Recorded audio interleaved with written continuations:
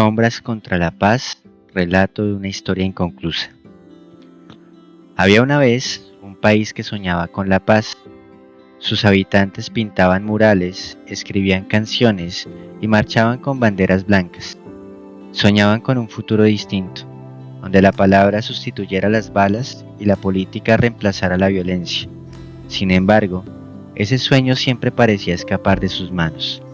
Cada vez que la paz se acercaba, aparecían fuerzas que la empujaban lejos, como si la historia estuviera hecha de esperanzas que brotan y de manos que las arrancan de raíz.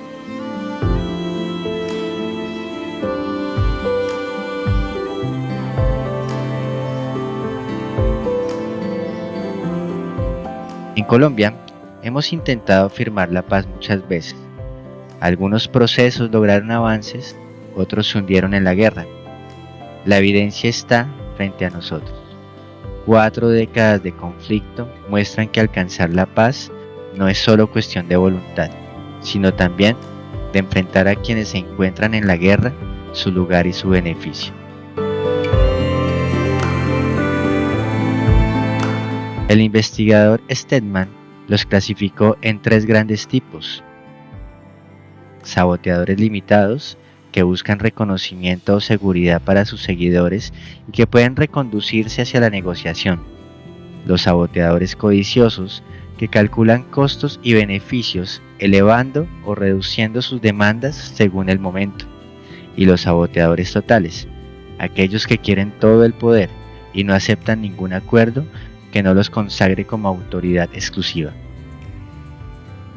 En Colombia, como lo ha mostrado Carlo Nassi, este sabotaje no ha sido únicamente violento, también se ha manifestado en formas blandas, con discursos, campañas mediáticas, rumores y desinformación que han moldeado la opinión pública. Muchos consideran que la historia reciente de la paz comenzó en 1982 con Belisario Betancur, pero hubo un antecedente en 1981, bajo el gobierno de Julio César Turbay, que, presionado por la crisis de orden público y las acciones del M-19, creó la primera comisión de paz. Fue un gesto más simbólico que real, centrado en la idea de la rendición sin consensos ni respaldo suficiente. La comisión, como era de esperarse, pronto quedaría atrapada en sus propias limitaciones.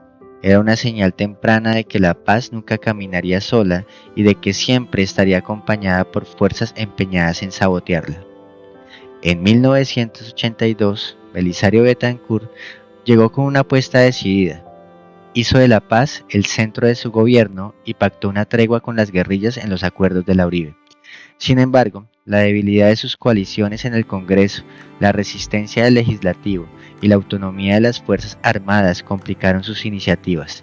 El ejército continuó con hostigamientos en abierta desobediencia a las órdenes presidenciales. Al mismo tiempo, alianza entre miembros de la fuerza pública y narcotraficantes darían vida al escuadrón Muerte a Secuestradores, un grupo paramilitar que sembró terror en distintas regiones del país. El resultado fue devastador. Meses después se presentaría la toma y retoma del Palacio de Justicia en 1985 y el exterminio sistemático de la Unión Patriótica. Pero no solo el Estado y sus aliados fueron saboteadores. Las guerrillas, al incumplir la tregua, mantener secuestros y acciones militares en medio de las conversaciones, también minaron la confianza en el proceso y contribuyeron a su fracaso. Virgilio Barco heredó un país sumido en la violencia y el escepticismo. Aún así, contra todo pronóstico, abrió un camino que más tarde continuaría César Gaviria. Durante su gobierno se dieron pasos concretos hacia la desmovilización de importantes grupos insurgentes: el M-19, el EPL, la Corriente de Renovación Socialista, el Partido Revolucionario de los Trabajadores y el Movimiento Armado Quintín Lame. Estos dejarían sus armas. Fue un hito en la historia nacional, pero la guerra sucia se hizo más evidente que nunca. A finales de los años 80, Colombia vivió una violencia política sistemática. Fue el tiempo del genocidio contra la Unión Patriótica, de los asesinatos de líderes sociales, del silenciamiento de voces críticas en regiones enteras y de la persecución a líderes sindicales.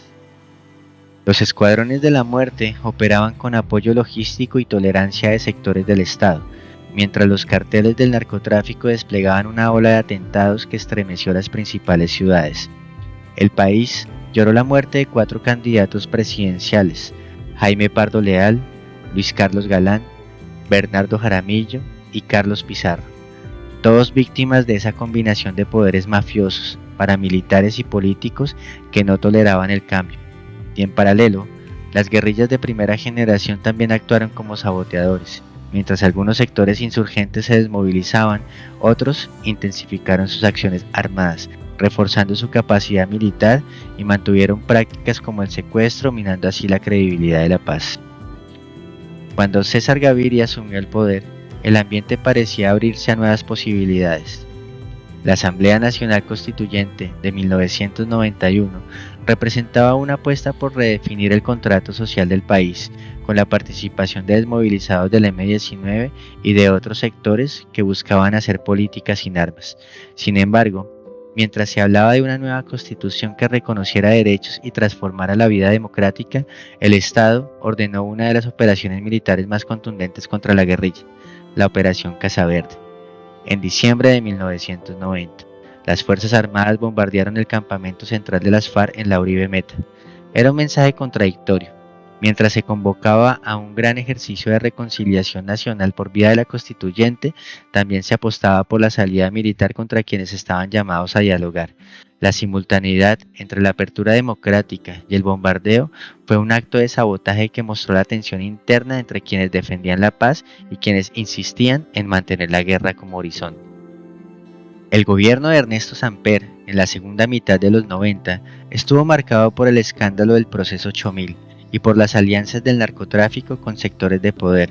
Aunque la sociedad reclamaba un cambio, como lo demostró el Mandato Ciudadano por la Paz en 1997, la expansión del paramilitarismo, legalizada en parte con las Convivir, y la crisis de institucionalidad impidieron cualquier intento serio de negociación. A ello se sumó un elemento adicional. Varios actores armados manifestaron públicamente que no estaban dispuestos a negociar con un gobierno que consideraban ilegítimo y débil. La propia percepción de fragilidad del Estado sirvió de argumento para prolongar la guerra y cerrar cualquier espacio de diálogo. En 1998, Andrés Pastrana llegó a la presidencia con la bandera de la paz. Abrió los diálogos del Caguán, que en un inicio despertaron esperanza, pero pronto se convirtieron en un símbolo de frustración. Las FARC aprovecharon la zona de distensión para fortalecerse, mientras el Estado, con el Plan Colombia, incrementaba el poder de las Fuerzas Armadas y alimentaba el crecimiento paramilitar.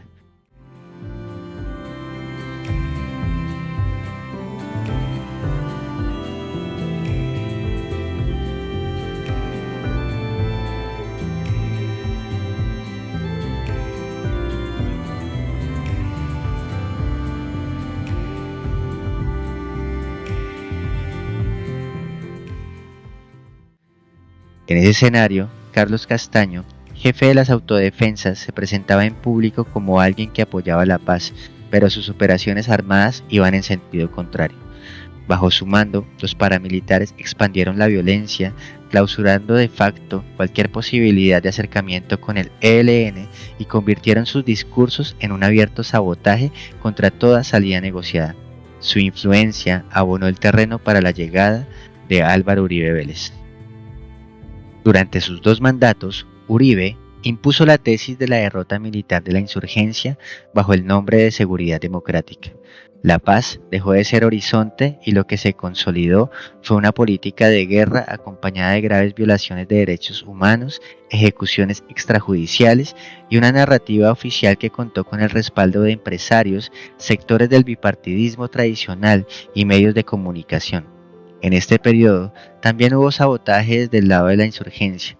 Las FARC y el ELN mantuvieron secuestros, atentados y ataques a pobladores que hicieron inviable cualquier camino hacia la negociación. Los medios, de hecho, tuvieron un papel decisivo en toda esta historia. No fueron observadores neutrales. Desde los años 80 hasta el presente, han moldeado la opinión pública con campañas que en muchos momentos se alinearon con los intereses de las élites económicas y políticas. La privatización de la televisión en los 90 reforzó esa dinámica. Al quedar en manos de grandes consorcios, la agenda informativa respondió de manera más directa a intereses privados. Los medios se convirtieron en actores con capacidad de sabotear los procesos, reproduciendo narrativas de miedo y simplificando la complejidad del conflicto. Todo esto se hizo evidente en el 2016, cuando el gobierno de Juan Manuel Santos firmó el Acuerdo de La Habana con las FARC. Era un momento histórico, pero el plebiscito mostró un país dividido. Las campañas por el no se alimentaron de la desinformación, la polarización y el miedo. El triunfo del no reveló que los saboteadores ya no estaban solamente en los campos de batalla, también habitaban en las urnas, en los medios de comunicación y en la manera en que la sociedad interpreta el conflicto. La historia de la paz en Colombia no es, sin embargo, la historia de sus saboteadores. Es sobre todo la historia de las mujeres y hombres que desde abajo, en barrios, veredas, sindicatos, organizaciones indígenas y estudiantiles, han resistido a la guerra y han exigido la paz como derecho. Los saboteadores existen y es necesario comprenderlos, porque han sido capaces de desviar el rumbo de cada proceso, pero no son ellos quienes marcan el verdadero sentido de la historia.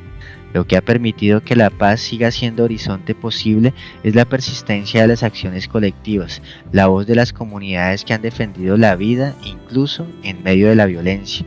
La reflexión sobre los saboteadores nos recuerda que la paz ha estado siempre en disputa, pero también que nunca ha dejado de ser construida por la gente. Porque en Colombia, la paz no ha sido un regalo, sino una conquista cotidiana que se sostiene en la esperanza y la acción colectiva frente a quienes han intentado arrancarla de raíz.